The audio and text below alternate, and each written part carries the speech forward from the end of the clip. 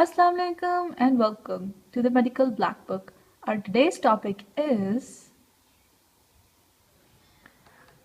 Perioperative care. Perioperative care generally refers to three phases of surgery: preoperative, intraoperative, and postoperative. The goal of perioperative care is to provide better conditions for patients before operation, during operation, and after operation. Perioperative care. The preoperative care consists upon fluid management and nutrition and assessment upon past surgical history, medical history, etc. In the intraoperative care, antibiotics and thromboprophylaxis are given, and the instruments are sterilized, disinfected, and antisepsis is created. And the transport, positioning, and scrubbing, and drains are kept, and stroma is kept clean, and sutures are put. In the post-operative care, a drain is kept and the fluid and acid-based management is maintained, and pain is prevented, and surgical complications are also prevented, and critical care is given. Now, how do we approach it? We approach it by practical approach to preoperative care is by first assessing the risk factors. Now, the risk factors are assessed by various criteria. The following are: operative mortality is checked by ASA, that is American Society of Anesthesiologists. Now, what does this do? This checks the mortality of the patient for approximately 30 days. Now, the physical fitness is checked by MET. This is for metabolic equivalent of task. And Goldman cardiac index revised by Lee to check for cardiac morbidity in the non-cardiac surgery. And mortality in post-operative critical cases is done by POSSUM, which is physiologic and operative severity score for enumeration of mortality. Now, ASA score is for operative mortality. Now, this is classified into 6 categories, and this assesses the mortality of a patient for approximately 30 days. And ASA 1, the patient is healthy, and the mortality is about 0%. In ASA 2, there is mild to moderate systemic disease caused by surgical conditions or by other physiological processes and medically well controlled. This is given a mortality of 1%. In 3, there is a severe disease process which limits the activity but is not incapacitating. This is given a mortality of 4%.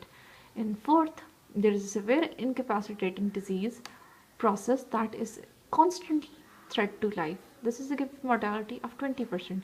In 5, there is a morbid patient not expected to survive more than 24 hours with or without any operation. This is given a mortality of 90%.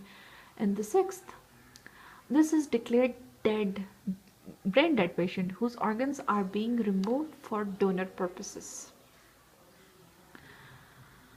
Now how do we check for physical fitness? This is checked by metabolic equivalent of task. Now, whatever tasks you perform, you will be rated upon that. MET 1 is received if the patient is taking 3.5 ml of oxygen per minute and the patient is 40-year-old with a weight of 70 kgs at rest. Also, 1 MET is also given to such a patient who is able to eat and drink on their own.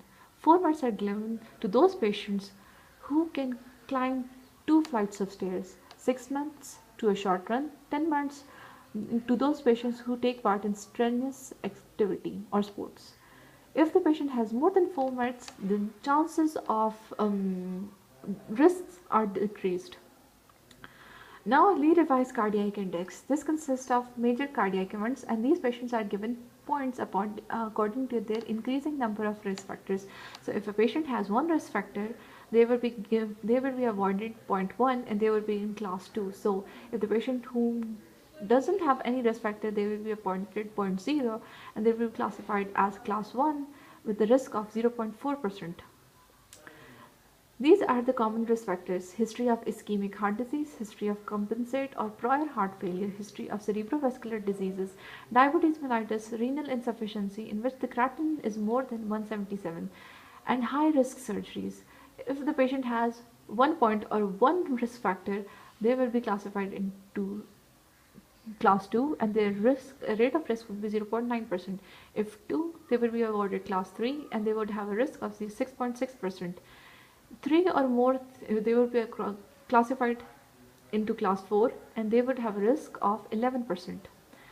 Now, How to optimize medical care and management of a coexisting disease. If a patient presents to us with ischemic heart disease and they have to be operated upon for something else, what we need to do is we need to optimize that care for that ailment that is already present. So in ischemic heart disease patient who is receiving surgery for something else, we need to give optimal myocardial oxygen supply to in order to we do this so that during surgery this condition would not worsen, and we always postpone non-cardiac surgeries by 3 to 6 months if they have if they have an MI.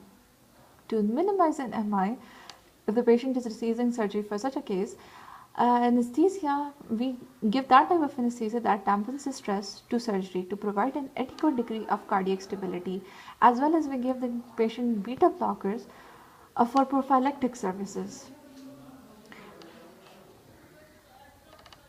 In a patient with cardiac failure, in such a patient, the degree of failure is first checked. We check this by first taking by doing the ECG and by checking the ejection fraction. If it is considered less than 30%, then we start the treatment.